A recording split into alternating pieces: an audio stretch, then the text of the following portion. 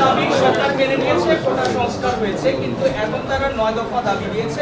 সেই 9 দফা দাবির মধ্যে আপনার এবং স্বরাষ্ট্রমন্ত্রী পদত্যাগ সহ বেশ কয়েকটা দাবি আছে। এই দাবির ব্যাপারে আপনারা কি ভাবছেন?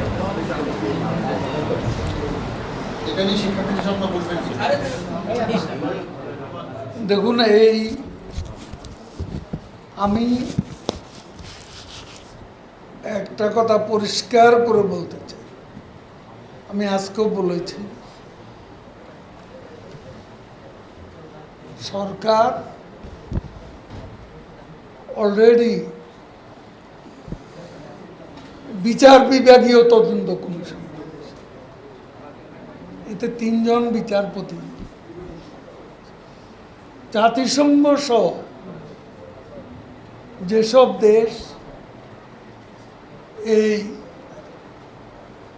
তদন্তের ব্যাপারে আগ্রহ প্রকাশ করেছে, আমরা তাদেরকেও স্বাগত জানিয়েছি। তদন্ত কাজে তারাও অংশ নিতে পারে। এখন কে অপরাধী কে অপরাধী নয়, প্রতিটি হত্যাকাণ্ডের তদন্ত করতে আমরা বদ্ধপরিকর। সেটাও ওই যে তদন্ত কমিশন, তার কার্যপরিধি আওতার মধ্যে পড়ে।